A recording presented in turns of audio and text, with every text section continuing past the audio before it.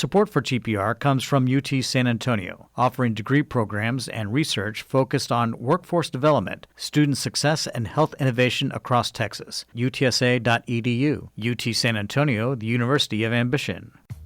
From Texas Public Radio, this is Texas Matters, a weekly radio news magazine that looks at the issues, events, and people in the Lone Star State.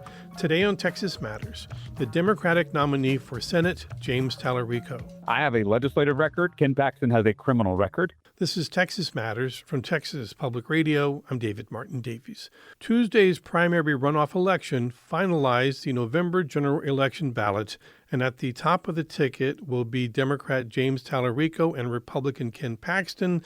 They are seeking to be the next U.S. Senator from Texas.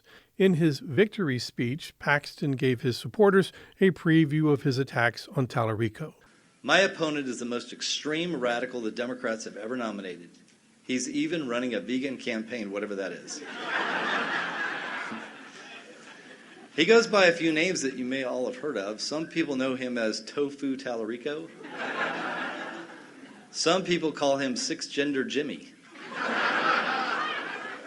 I've even heard some people call him James Talarico. I spoke to Talarico about his campaign. We're also reaching out to Paxton for an opportunity to come on Texas Matters for an interview. So I'm going to ask you this question. I apologize for it, but this seems to be the big accusation that they're making about you. If you could clarify it, are you a vegan? I'm not. I'm an eighth generation Texan. I've been eating barbecue since before Ken Paxton's first indictment.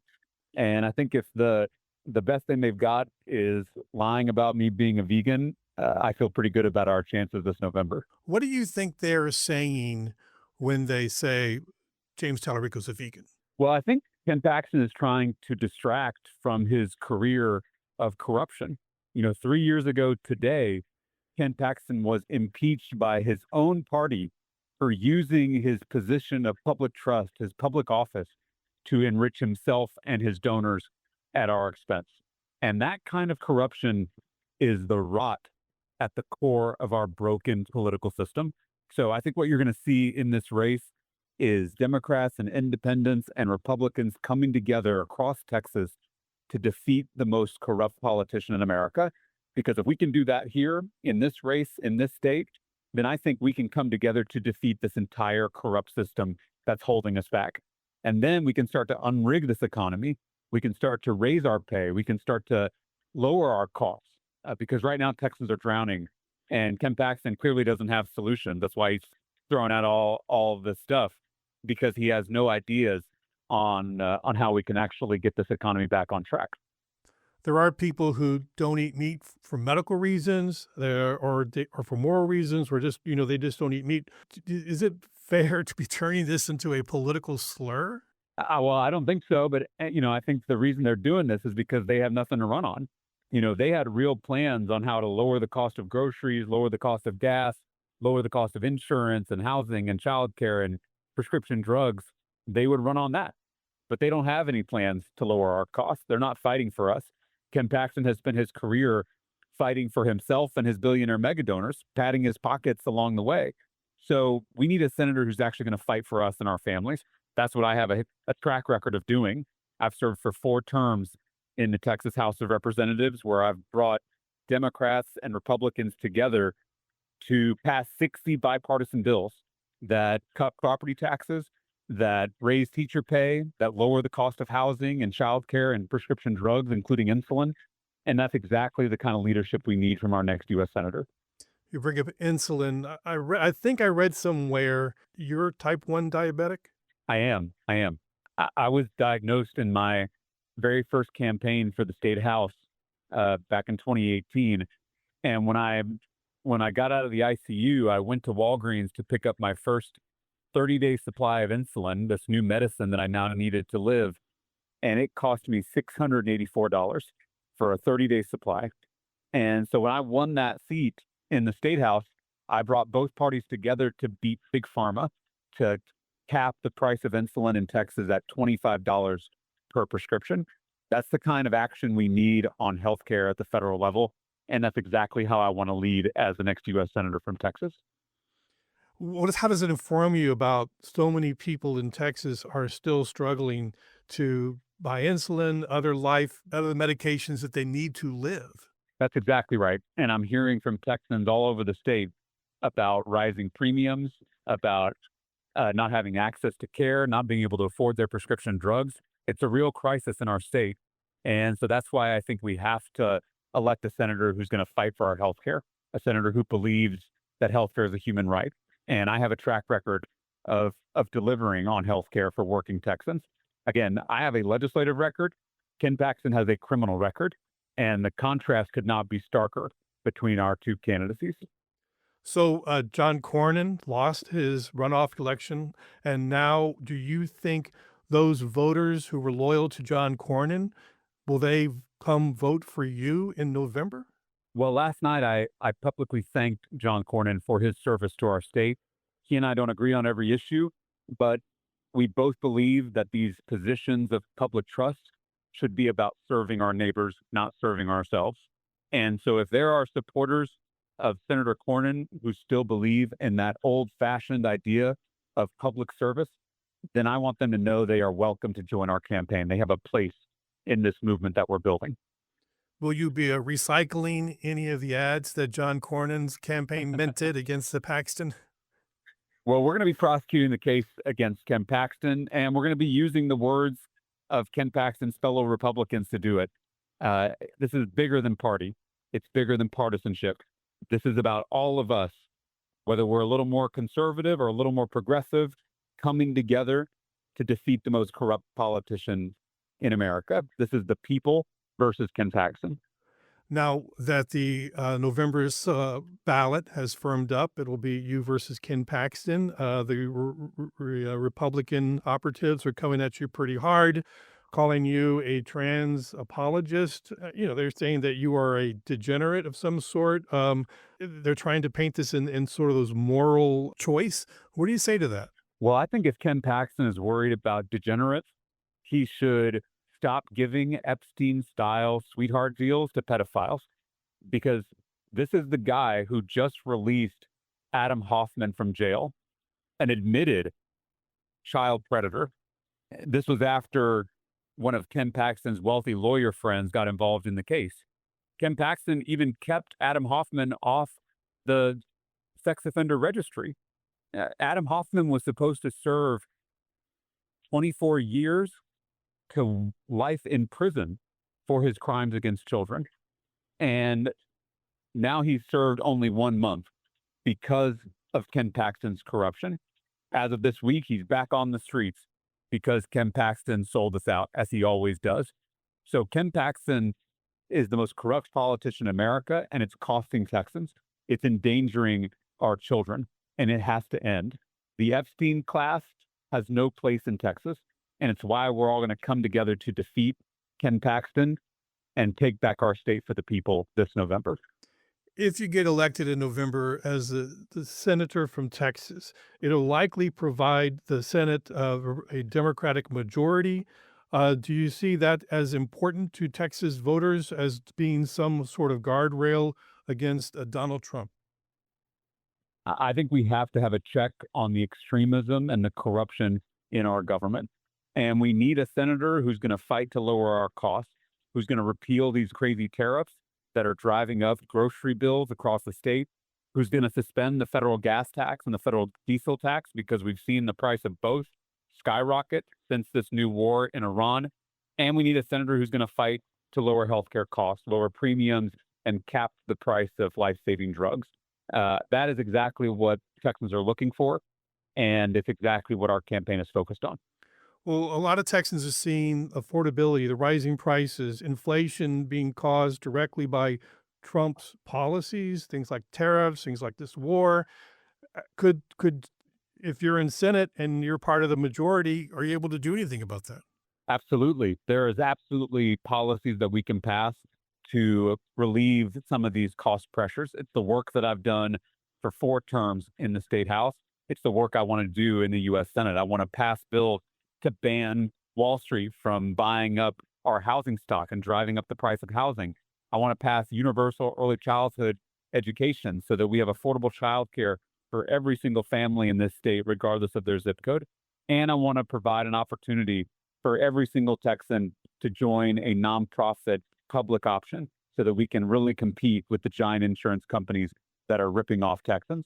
These are all policies that can relieve some of these cost pressures on working families in our state.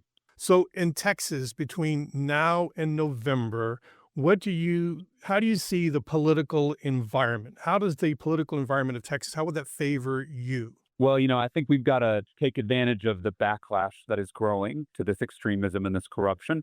It's why I'm actually on the road right now, headed to Houston, Texas. We're kicking off our People versus Ken Paxton tour, and we're actually going to be in San Antonio this Friday. And so we hope everybody can come out on Friday night. They can find information about those events at jamestalarico.com. Do you think that the inflation, the war, the tariffs, all these things the Texans will be ready to vote differently than they have voted different in the past? I think all Texans are ready for change, and that's what we offer. Ken Paxton is more of the same extremism, more of the same corruption. He's going to sell us out like he has his entire career. We're running to change that, and we're building a movement to bring Texans together to make that happen. James Talarico is the Democratic nominee for U.S. Senate. We're also asking Paxton for an opportunity for an interview. Democrats are celebrating the Talarico-Paxton matchup. This could be their best shot in decades of winning a statewide race. But a realistic appraisal of the contest would still give Paxton the advantage. The nonpartisan election handicapper Cook Political Report did shift its ratings in the Texas Senate race towards Democrats on Tuesday from likely Republican to lean Republican. Scott Braddock is the editor of the Quorum Report and the host of the political podcast Quorum Report Radio. I've been kind of grappling with this question about where can the non-MAGA person who would think of themselves as a traditional Republican or a mainstream Republican, where would they even go in this race? You had the incumbent Senator Cornyn just making the case that MAGA folks should vote for him. All of his TV ads and radio ads, his digital ads, everything pointed to what? The fact that he votes with Trump all the time, more than 99% of the time. And of course, Paxton in this race, of course, being the guy who is seen as the quote-unquote MAGA warrior by that part of the Republican Party.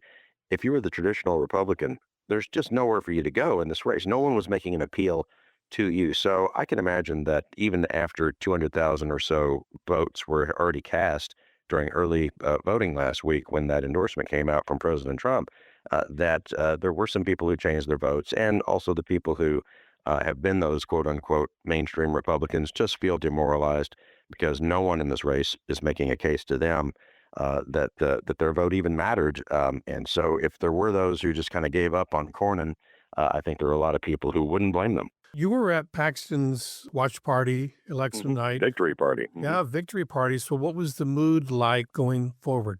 Well, they were there with Roseanne Barr right in the front, dancing the night away to music. She was at the bar. Like, funny, David, she was at the bar. Here's Roseanne, one of the most famous people on the planet at one point, right? And she's the only one wearing a name tag at the bar later. I think people knew who she was, but it was a party atmosphere. People dancing, people having a good time. This is really the ascendancy of that part of the party. I wrote later at quorumreport.com that if you had considered yourself a mainstream Republican previously, guess what? The mainstream of the party is now represented by Paxton, by MAGA, by the people who are loyal to President Trump. Think of it this way. The people who used to think of themselves as mainstream GOP, now they're the fringe of the party. They're being pushed out. And I think that's one of the reasons that so many of the Democrats are now excited about a potential win in Texas, because there are so many Republicans who now feel homeless, but politically, but that doesn't mean that they're going to vote for Democrats. That's a big question, and someone like Talarico would have to try to really make his case to them. Well, let's talk a little bit about who are these no longer mainstream Republicans. So are these people who would believe in things like limiting government power and balancing the budget, stuff like that? the things that we in our careers have covered for a long time as being those things that conservatives believe in. Look, I have talked to folks in the conservative movement throughout the ascendancy of President Trump and his 2 terms in office now, and a lot of them will just say privately, the guy is not conservative, but they're in the middle of this hostile takeover of the Republican Party, and so I do think that those who thought of themselves that way, and I'm not talking now about activists, I'm talking about voters who had thought of themselves as those people who believe in limited government and believe in all of the things that Republicans have traditionally believed in, like free trade. Those style Republicans just find themselves with maybe nowhere to go. And Democrats may be celebrating over that in Texas, at least for now, because they think that either they can make the case to some of those folks that they should vote for a Democrat in the fall, or it may have sort of a voter suppression effect of just having those Republicans not vote at all in the Senate race, which could also give the Democrats a leg up when you also consider the fact, and I think all this goes together, there are more and more people here in Texas and across the country who are self-identifying, I would say aggressively self-identifying as independent voters, and those who might be swayed to vote for one party or the other. So the big question has become, will the Cornyn voters, will they become Paxton voters in the general election, or will they sit it out, or will they hold their nose and vote for a Democrat? I was looking at the senator's social media feed this morning. John Cornyn has been putting out some messages that are a little cryptic, but we maybe can read some things into this. You might have seen this, David, just this morning. One of the posts that Cornyn put up on his X page is a Winston Churchill quote saying, "Now is not the end. It is not even the beginning of the end, but it is perhaps the end of the beginning." Is he going to go somewhere else in this race? I'm not sure. He told reporters on election night that he'll support the Republican ticket. But I know you saw this when reporters tried to follow up and ask Cornyn if he still had all those same concerns about Attorney General Paxton. He just walked away. He said he would have more to say about that later. We don't know what he's going to say. I can imagine that, Cornyn, who used to be a state district court judge there in Bexar County and, was previously a Supreme Court justice here in Texas, that, you know him as somebody who has a judicial temperament. I don't expect him to be one of those senators like Bill Cassidy in Louisiana or Tom Tillis, those folks who have been termed as sort of the YOLO caucus lately, you only live once caucus lately, and they're just going after Trump and throwing political bombs at him. I don't expect Cornyn to do that exactly, but I do think that he's a free agent now. After Tuesday, he becomes what they call lame duck in politics. So he has a lot of room to maneuver and maybe either encourage some of those people who had supported him to do something else. We'll just have to wait and see. Just to make it clear, state of Texas has an anti-sore loser law. If you run in a primary, you cannot run as an independent in the general. That's right. That's right. But I could imagine him say something. I could imagine him saying something like, I still am not going to vote for Ken Paxton, which I think would have an effect. And he could also become harder edged against the Trump administration his remaining time in Senate. There's quite a bit of time. Absolutely. And, if he does decide to go that route, I would still expect Senator Cornyn to maybe not be hard edged. I don't know if that's the description that we'll get to with him. But as a senator, he certainly doesn't have to vote for Trump's stuff the rest of the year. And very often a senator is at their most powerful when they don't do anything. You were at the Paxton event, and he began his attack on James Talarico, calling him James Talafrico, Tofu Talarico, and saying that he is a vegan. Why are these attacks? I mean, are they landing? What's going on with that?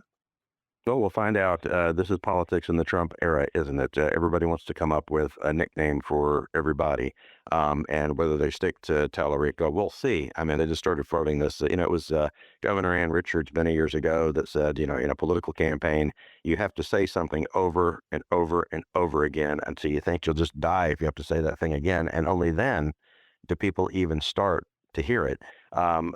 Whether some of these things punch through, whether they really land with the American public and Texans at large, because believe me, this is a nationalized race. Whether they land, whether they stick, we'll see. But the point is that Republicans are doing what they can to frame Talarico as somebody and paint him as somebody who is completely out of step with the average Texas voter. And they may have some success with that. Of course, they've had success with that in the past. They did it with Wendy Davis more than a decade ago, a state senator who ran for governor. They did it with Beto O'Rourke, the congressman from El Paso, of course, who ran for Senate and governor. And they're going to work on Talarico now. And, during the course of the primary election and right after that, that the Republicans were already starting to do that, right? They were taking some of Talarico's previous comments, which are, I'll just say it objectively, are very liberal, and trying to paint him that way. Talarico himself said that they're cringy when he was talking about it on an interview this week. He was talking to CBS News. They asked him about these comments, and Talarico said that Paxton is taking his own quote cringy comments out of context to try to distract from Paxton's history of corruption. That's the way that the Talaricos are arguing it. I can't remember ever in 25 years of covering campaigns, David, a candidate ever calling his own comments cringy, but Talarico did do that yesterday. Do you think there'll be a debate between Paxton and Talarico? If history serves as any indicator, the answer would be no, and that's because, and not on, not Talarico, but Paxton, who has refused to debate just about I think any of his previous opponents. I have to go back and check this for you, but he may have debated State Representative Dan Branch back in 2014 when they faced off in a runoff, which Paxton won at that time, more than 10 years ago. But since then, he has not debated any of his opponents. He didn't debate Cornyn, and he didn't debate George P. Bush 4 years ago when Bush ran against him for Attorney General. It's not the kind of thing that Paxton has engaged in. And look, Paxton has been able, as a deeply flawed, because according to Republicans, a deeply flawed candidate, has still been able to win multiple statewide races. Running for Attorney General, and now clinching the nomination for U.S. Senate. So his strategies have worked so far, but this general election is going to be very different. Right. We're going to have national press looking at Paxton in a way that he's never been looked at before. Yeah. We've seen it before when Rick Perry stood on the national stage when he ran for president, Beto O'Rourke ran for president, and they just withered under that national spotlight because they get intense journalism like they have they ever seen before. True. And I'll tell you one other thing that I gleaned from that Paxton victory party the other day. There were Republicans there who support Paxton in this campaign, but they did say this. They said that they didn't think that the scandals surrounding Paxton would hurt their chances all that much. And I think that they think that because it just hasn't hurt him so far. That's an open question in this general election. But here's the other thing they said. They argued that the real problem for Paxton isn't him, that it's the national environment and it's President Trump. That President Trump is the one weighing down Republicans, not just here in Texas, but all over the country, that the economic situation and the fact that Americans and Texans are taking a very dim view of the current administration and Republicans in general about the issues that they care about, those being energy prices, the war in Iran, the price of gas, really the price of everything. It's really all mostly about the economy. People aren't impressed, and it includes a lot of those disaffected Republicans we were talking about. I think it was last week for the first time, some of the polling showed that even among Republicans, a majority did not approve of energy prices in that situation under President Trump, and that's the first time that's happened.